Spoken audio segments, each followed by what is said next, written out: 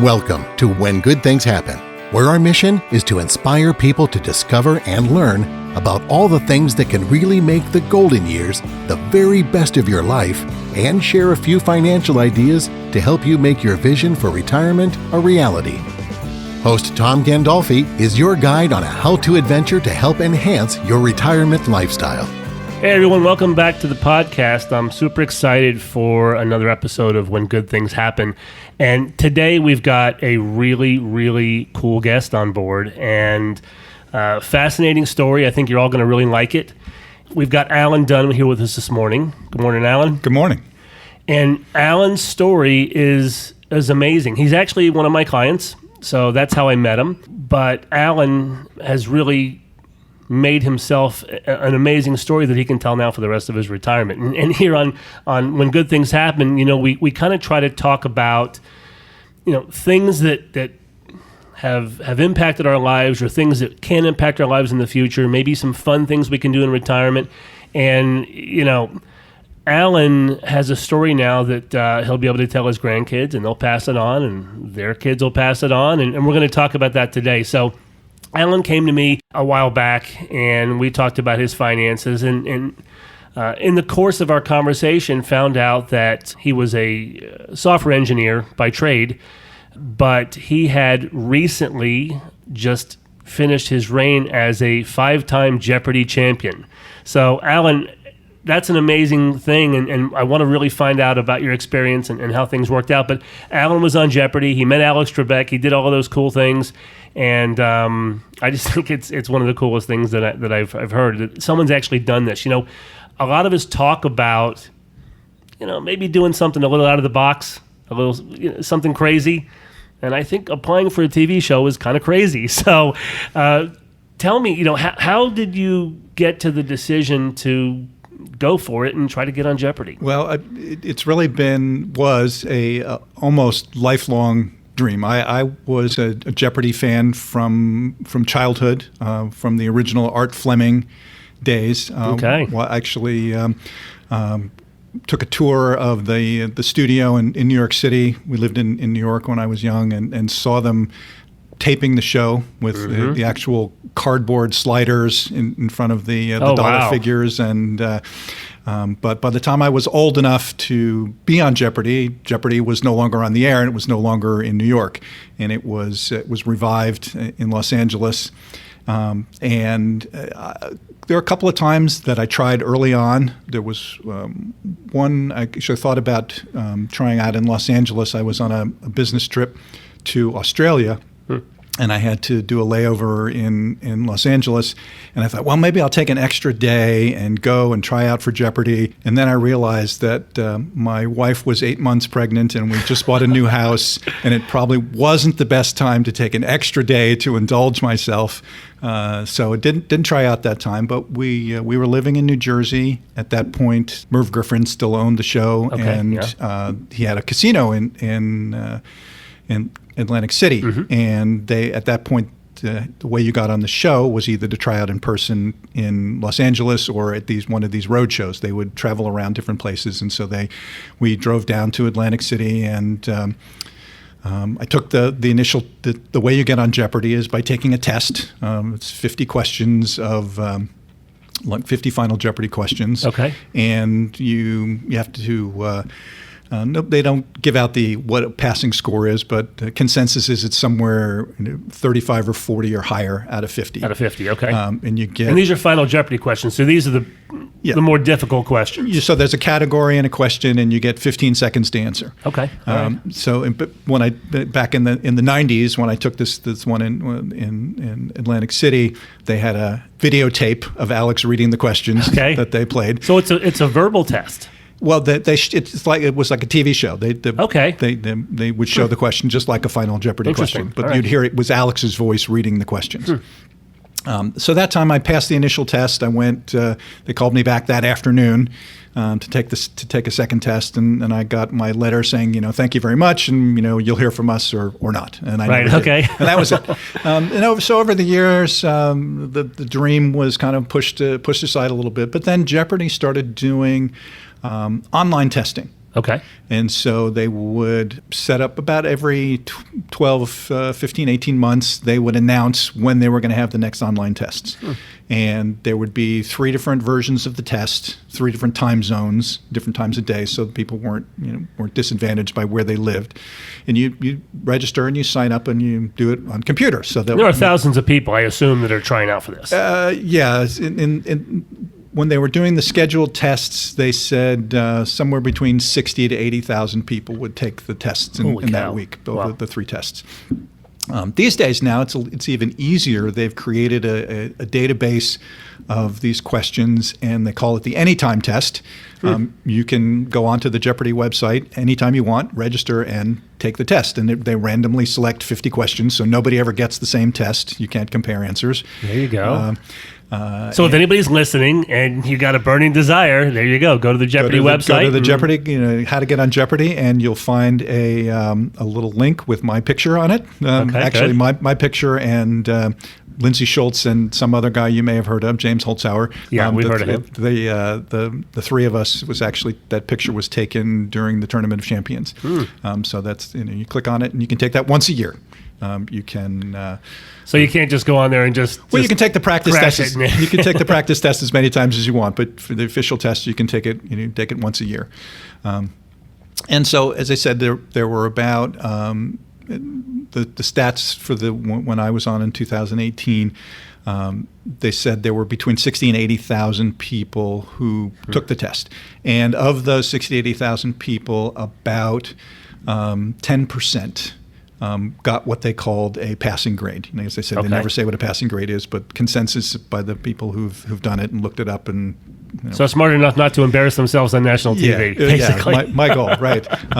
So at that point, they were still doing in-person interviews. For the follow-up. And so they had a limited amount of space, and they would go from city to city to do that. And so somewhere between 2,500 and 3,000 people would be selected for those in-person interviews. Wow. And luckily they were doing in Atlanta that year, so I didn't have to travel very far. Actually, I didn't think I had done very well on the online test. I came downstairs after doing it and told my wife, there's another year gone. Maybe next time. But a few months later, I got an email saying, congratulations, you're invited to the in-person interview. And when is it? It turns out it's on Mother's Day. Oh, boy. All right. So, again, my wife... we went from 8 months pregnant thinking about trying out. So luckily, my youngest son still lives in the Atlanta area, and he was able to come be with his mom on Mother's Day. Hey, it's a day for the kids, not the husbands, I guess. Exactly. Huh?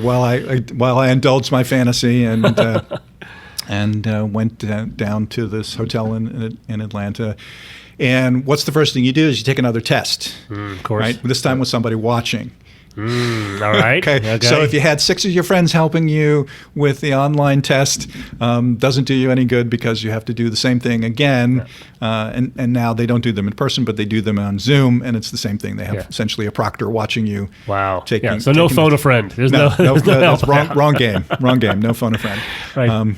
And no 50-50. Right. So, and same thing, they're expecting you to get somewhere at around 40 out of those 50 questions correct. It was a good day for me. I think I got 48 of them. Nice. But just blanked on Arthur Conan Doyle as who was the author of Sherlock Holmes. I had Baker Street and all the other things in my head, but I couldn't get Conan Doyle out of my brain and onto the paper, in fact. Isn't it funny how you always remember the ones you miss? Mm-hmm, all the time. And then the other thing that they do with these in-person auditions, or now they do them in Zoom, and then they're split apart.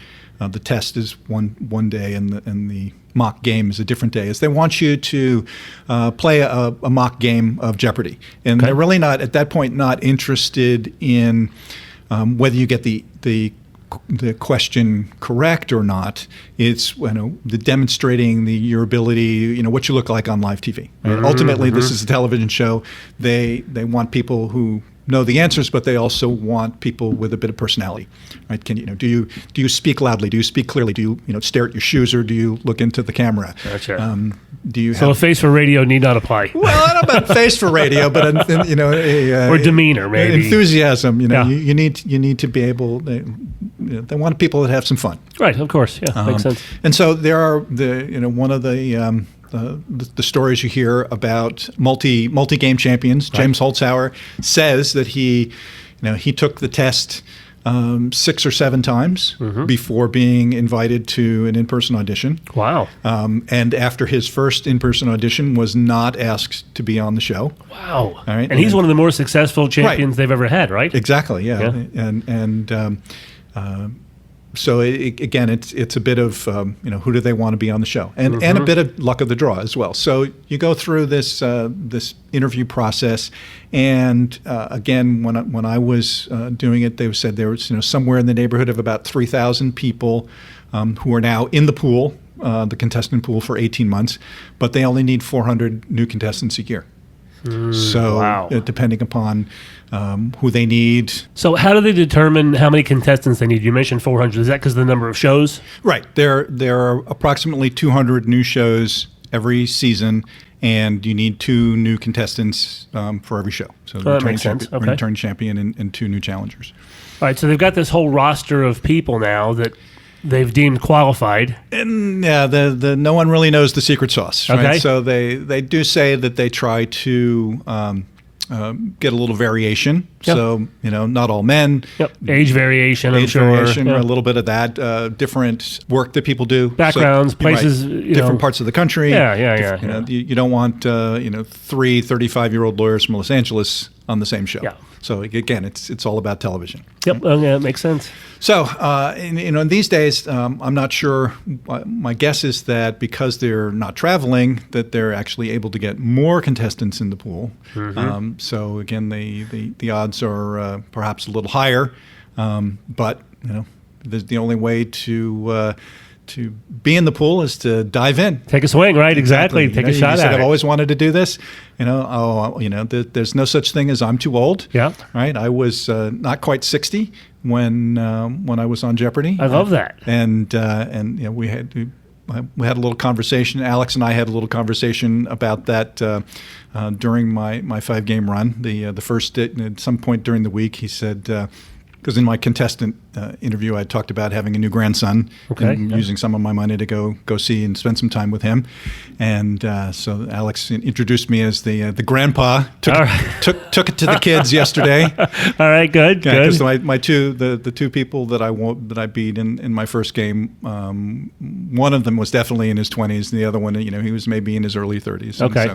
So, and this guy James that you competed against in the Tournament of Champions is a pretty young guy too. Yeah, isn't he? he's in his 30s. Yeah. So there is an aspect to Jeopardy that people don't necessarily think about.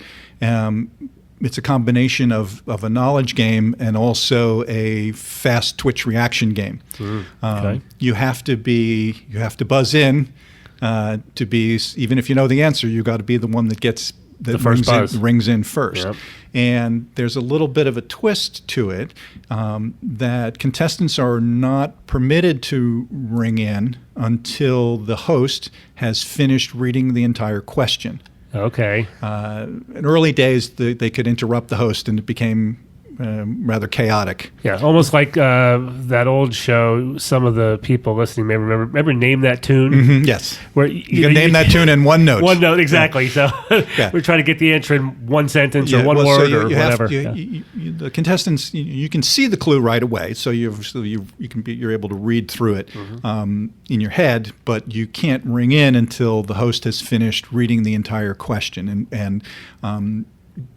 So you got that auditory clue, and then there's also a visual clue, because there's a person on the staff whose job it is to arm the system when the host is finished. He flips a switch, and when he does that, there are a row of lights on either side of the big board. You can't see it on TV. It's just outside of what you see on TV. But when those lights come on, that means the system is armed and you're able to ring in. Gotcha. So that's an important it is, part of the game. And there's a little extra twist if you ring in early. If you're trying to hit it, you're anticipate the drag racer. You're watching the lights go down and ready to hit to mash the gas pedal. If you go in too soon, you're then locked out for a quarter of a second. So sometimes you see people holding the signaling device up in the air and their thumb is twitching wildly. Yeah, that's because they're trying to get back in. Got it. Okay. So that's one thing where younger people have an advantage on the buzzer reaction in general. But it's more experienced people have the knowledge, right? Well, and you learn different people do it different way. Ken Jennings says he always did it based on listening. He didn't care about the lights. He was listening to the cadence of Alex's voice. Other people switch back and forth, and I tried a couple of different ways until I was able to get in and get comfortable doing it. And of course, the returning champion has that much more experience. Right, exactly. With all the systems and the strategic pieces. You're just a little bit more comfortable than the two people to your left. Interesting. So let's fast forward to when you got the call. Yeah, so I was walking my dog, and I got a phone call. My phone rang, and normally on my cell phone, I don't always answer calls that I don't recognize the number, but I decided that, something from California. Maybe I'll answer this one. I wasn't really thinking it was going to be Jeopardy, but it was, and at least I thought it was. So there was a woman identified herself. She was from Jeopardy, and we were inviting me to a taping, and she needed a little bit of information. One of the things she wanted was my Social Security number. Okay. And so, I gave her my Social Security number, and we'll get back to you, in a week, within the week, and get you more information about the tape day, and then I heard nothing. And I'm thinking, well, this is either the most sophisticated phishing scam that knows I went to an audition for Jeopardy, because I called back at the number she called me from, and I got it, her voicemail saying this, so and so from Jeopardy. Okay, all right, yeah. And but it took a while. And finally, they got back to me with the information, and so that was, I guess the call came in July. I taped in August. Okay. And my shows were on in October. Amazing. So you flew out to California. Yep. And one of the other things that people don't really may not realize is it's all on your own dime. Really? Yeah. The first time out, you pay for your own airfare. You pay for your own hotel, your meals, nothing. So that $2,000 or $1,000 as the second and third place prizes on Jeopardy. Depending upon where you've come from, maybe you break even, maybe you lose money on the transaction. Okay. Maybe cover your travel expenses if you're lucky. Yeah. So you got to win. Yeah. And so for the tournaments, any people that they invite back to participate, then they do pay for expenses. So for the Tournament of Champions, Jeopardy paid for my airfare. I had to pay for my wife Kim. She came with me for the tournament, so I paid for her airfare, but they pay for the hotel, and they give you a per diem for meals and that sort of thing. Well, I would imagine, being a lifelong Jeopardy fan, that you had no problem with that. I mean, you were fine. You wanted on. It was a lifetime dream. Almost everybody who wants to be on Jeopardy, yes, I would pay you. I will pay you to be on this show. Well, that's what your money's for, and people need to remember that. All of this hard work and saving and investing and all that stuff, it's all great, but it's so we can do the things we want to do. Yep. And this is what you wanted to do. So fantastic. So you arrived in Los Angeles. I imagine they pick you up, or nope. You're on your own. You're on your own. All right. They have a couple of hotels, or had a couple of hotels where they have the Sony Pictures rate. Slightly discounted rate. But I also understand from other people that at the Sony discounted rate, they also give you the worst rooms. Of course. But that didn't really matter to me. So you just show up at the studio? They have if you're staying at one of the hotels. Again, this is pre-pandemic. Right. If you're staying at one of the hotels, they had a van that would come and pick you up. So they circulate between the hotels and back to the studio. These days, I think you're on your own again to get there. So you're in the van, you go to the studio, you show up, and now you're here. So what happens? Oh, what does this look like? They bring you down to the green room, and there's a whole lot of talk first. Maggie Speak, who was recently retired as the head contestant coordinator, she says they call it a briefing, but it's nothing about it is brief. They should call it a longing. So it's how the game is run, what are the rules, some of the things what you can do, what you can't do, what dollar values you can't use for betting, how the game works, what happens if your pen stops working in the middle of writing your final Jeopardy answer, okay, that sort of thing. Contingencies. Yeah. Then they take you out to the studio and you start playing, practicing at the lectern. So Jimmy McGuire usually runs it as the host. They put up a board and they run you through a few people at a time, so you get used to practicing with the signaling device, making sure that you answer in the form of a question. Yeah, right, of course. And so you get a little used to the stage, and then they start. We've been there since about 7:30. About 10 o'clock is when the first game starts. And they obviously the returning champion is one, and they pick two of the new contestants to go out, and you play that game, and it goes by pretty much in real time. They do, they take a break when the commercials are going to air. Mm-hmm. They use that time to re-record any flubs that the host may have made. Mm-hmm. Then they move on. So that 30-minute game, it's probably about 35, 40 minutes worth pretty quick then of real time. So let's just back up just for a second. So mm-hmm. you got the invitation. You knew when your time was to go out to California. Mm-hmm. Obviously, you don't know what the topics or the categories are going to be. You've got no idea. Do you study? I didn't. A lot of people do. What would you study? Well, that's the thing, right? An encyclopedia? There's something called J Archive, which has a history of almost all of the Alex Trebek era games. You can search. You can search that. You can find things that are your weak spots. So let's say opera is not your thing. Right. You can do a Wikipedia deep dive on opera. James says he would read children's books about subjects.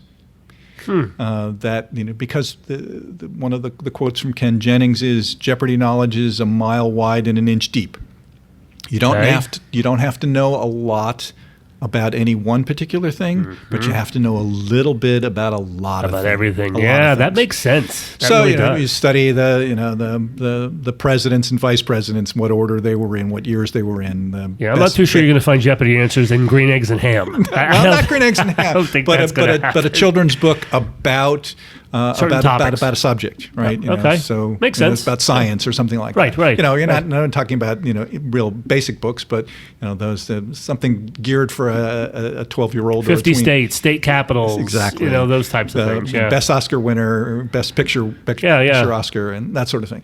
So one of the things that I had a little bit benefit over my younger contestants, competitors, is I watched a lot of Jeopardy over the years, right? And that's really the best way to prepare for being on Jeopardy is to watch a lot of Jeopardy. Yeah, that makes a lot of sense. The other thing about there are wordplay things. So I do the crossword puzzle and the jumble every day. Mm-hmm. Those are good at getting your mind in that sort of thing. Mm-hmm. The other thing about Jeopardy is that you don't necessarily have to know everything about the clue. You just have to be able to make connections between what you do know and what they're asking for. Mm-hmm. One of the examples that I use is the final Jeopardy in my fifth game.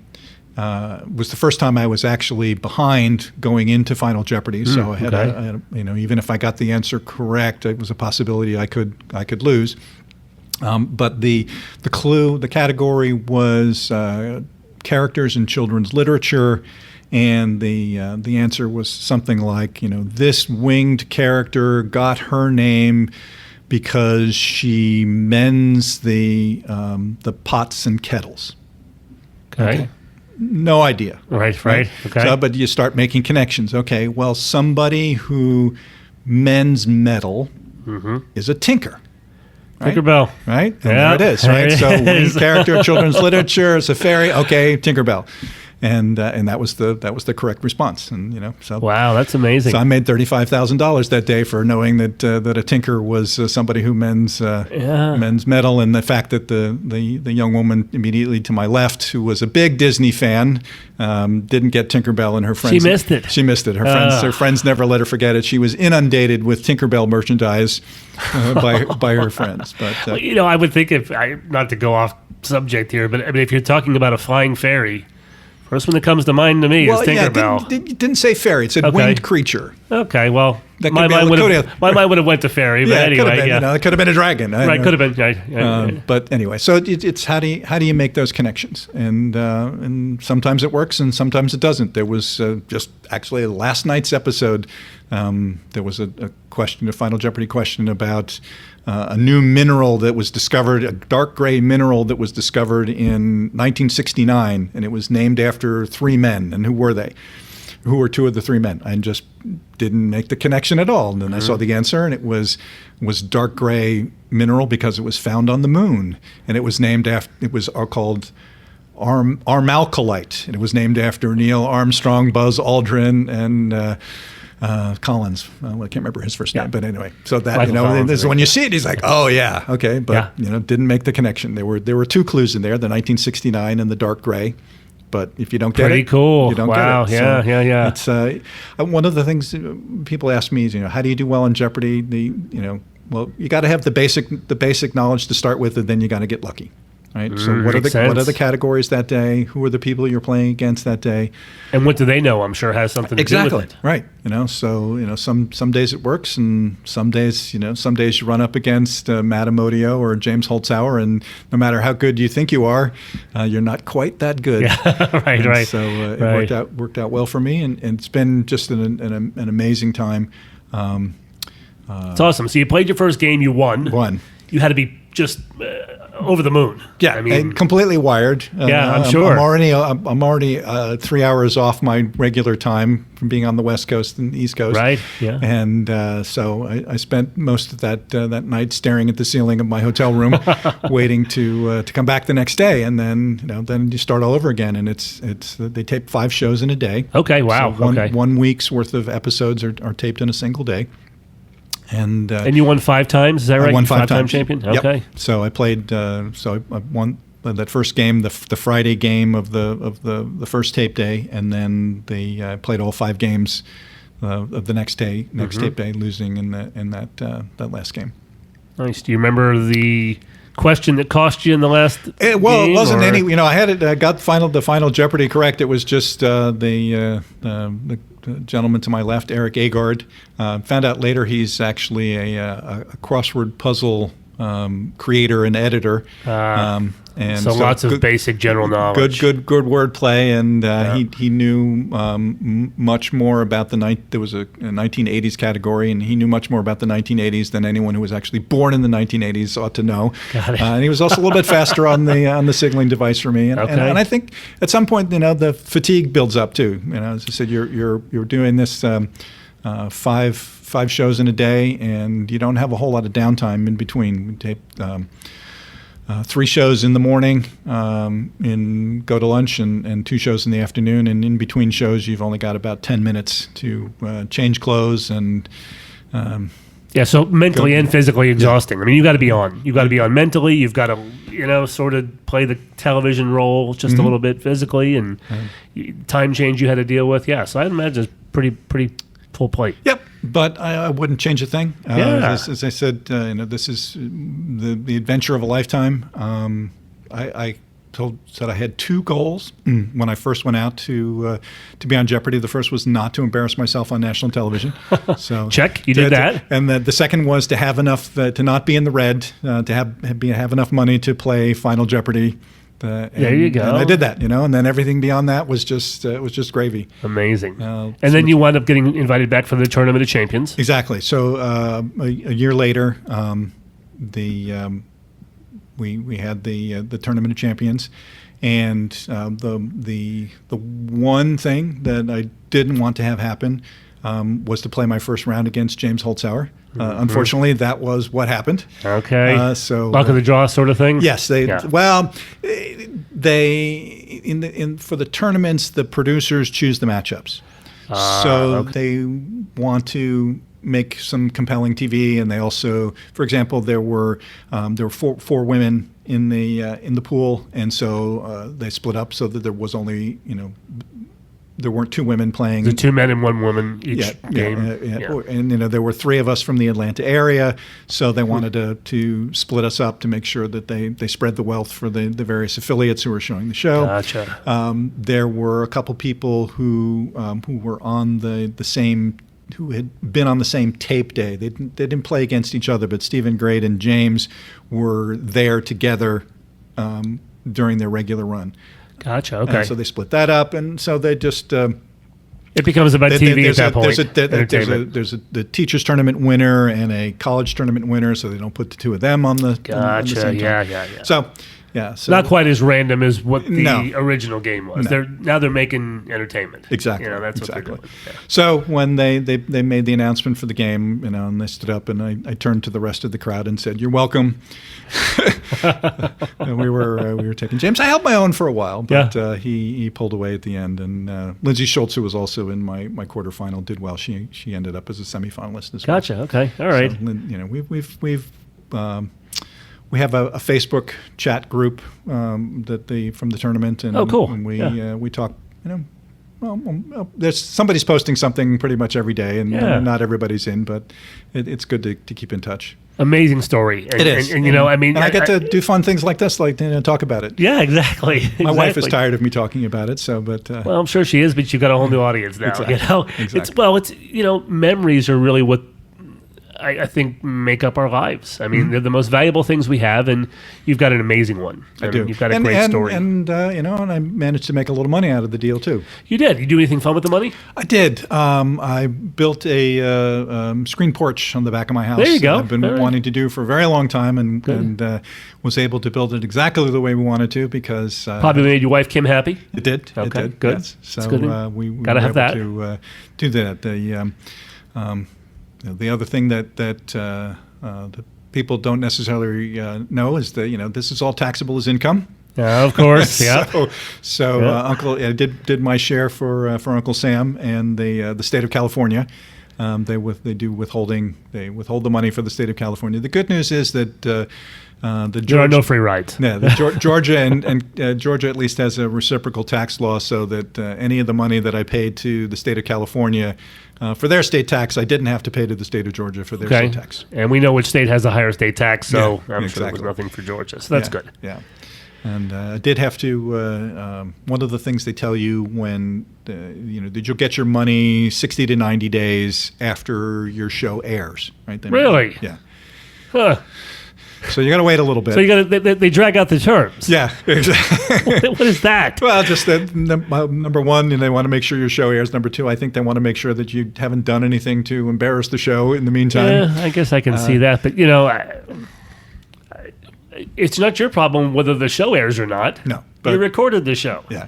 Anyway, but I bet Alex didn't wait 60 to 90 days for his check. Probably not. But so I was expecting my show was on in October of 2018. And I was expecting the money sometime in early 2019. Mm-hmm. Turns out that it arrived in December of 2018. Tax surprise. Tax surprise indeed. So I thought, okay, well, I don't need to do. I'm thinking, well, should I pay do I need to pay estimated tax, or I'll just pay the tax when I file my my income tax. Nope. The Fed said no. you didn't have enough withholding in 2018, so we're going to give you a little penalty. But I was able to recalculate it based on the quarterly amounts.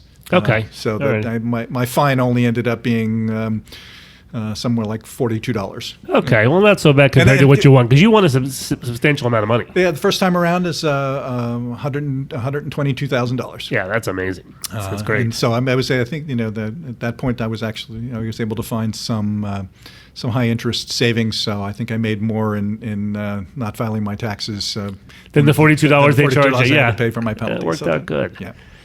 It worked out good. Well, I love the story. I think it's just fun to talk about, and I bet there's probably quite a few people listening that hope they get to do something that allows them to tell a story like this somewhere down the road. Yeah, and go for it, right? You hear people say, well, if I do this, it'll take me 4 years, and I'll be 60 years old. So what? In 4 years, you're going to be 60 years old no matter what you do. Right, exactly. So go ahead, good point. Do what you want to do, and enjoy it. That is great advice, and that's actually what this podcast is about. I do what I do because I want to help people get themselves in a position to do the things that are important to them, whatever those things are. And everyone has a different wish list, if you will, or a different bucket list, or a different goal for where they're going to go and things you're going to do. And anything that I can do to help that makes me feel really good. And that's a big part of why I do what I do. And it's so cool to see that you were able to live out your dream. I mean, it's just awesome. And I think if more people take a shot at living out their dream, they'll actually get there. Yep. But sometimes people are a little hesitant, and like you said, I love the advice. Just go for it. It's great advice. So thank you for coming on and sharing your story. My pleasure.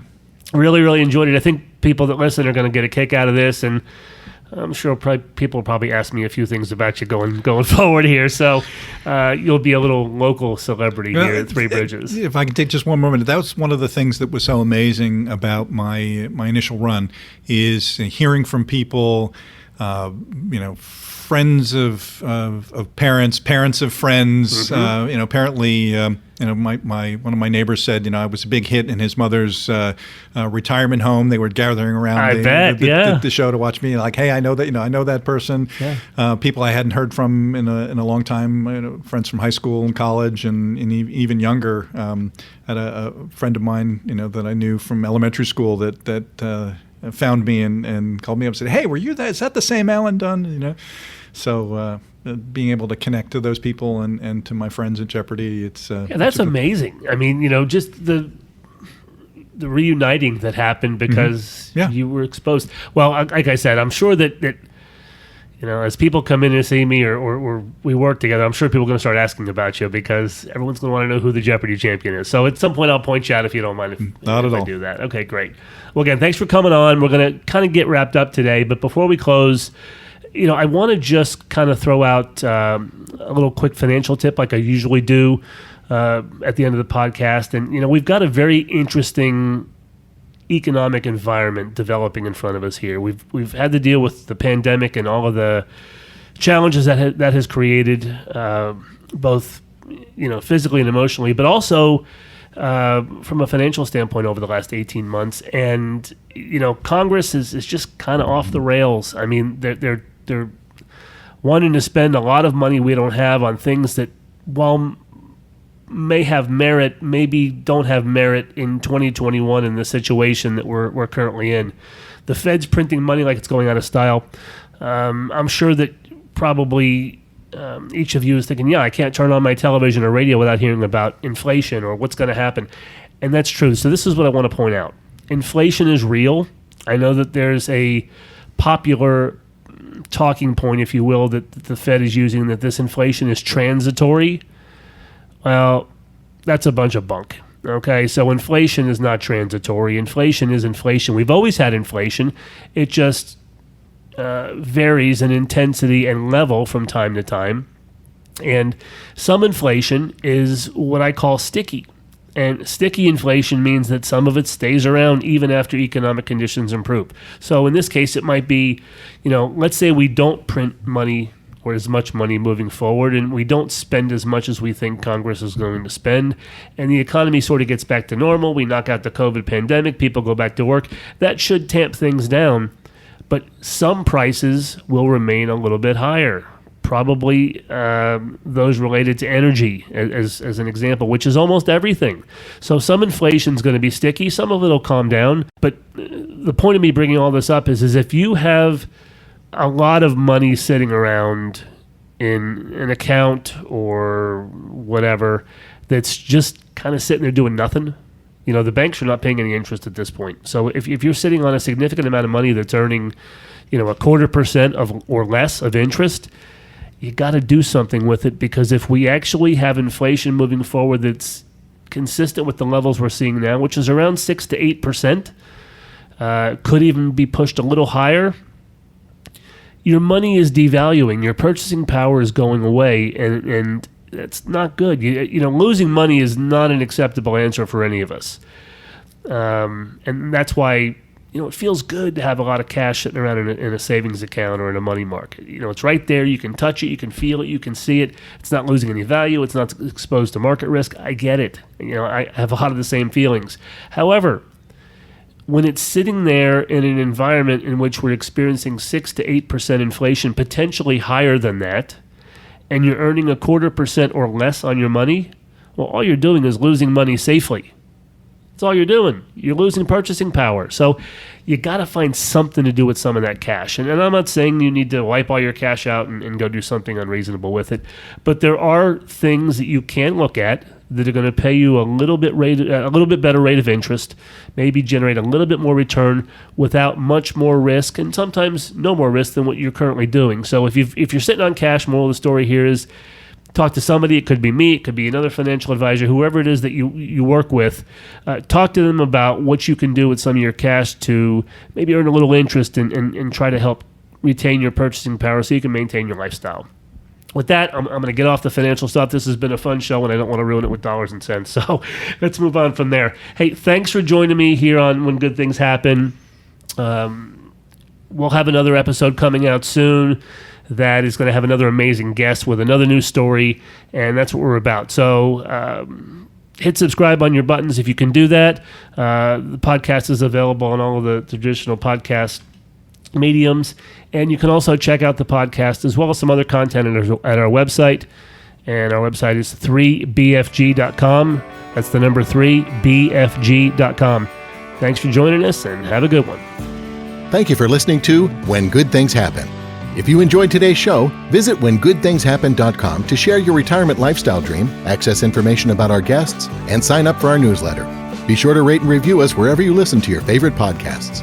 Three Bridges Financial Group is an independent financial services firm that utilizes a variety of investment and insurance products. Investment advisory services offered only by duly registered individuals through AE Wealth Management LLC, AEWM. AEWM and Three Bridges Financial Group are not affiliated companies. Investing involves risk, including the potential loss of principal. Any references to protection, safety, or lifetime income generally refer to fixed insurance products, never securities or investments. Insurance guarantees are backed by the financial strength and claims-paying abilities of the issuing carrier. This podcast is intended for informational purposes only. It is not intended to be used as a sole basis for financial decisions, nor should it be construed as advice designed to meet the particular needs of an individual situation. Three Bridges Financial Group is not permitted to offer, and no statement made during this show shall constitute as tax or legal advice. Our firm is not affiliated with or endorsed by the U.S. government or any governmental agency. The information and opinions contained herein provided by third parties have been obtained from sources believed to be reliable, but accuracy and completeness cannot be guaranteed by Three Bridges Financial Group.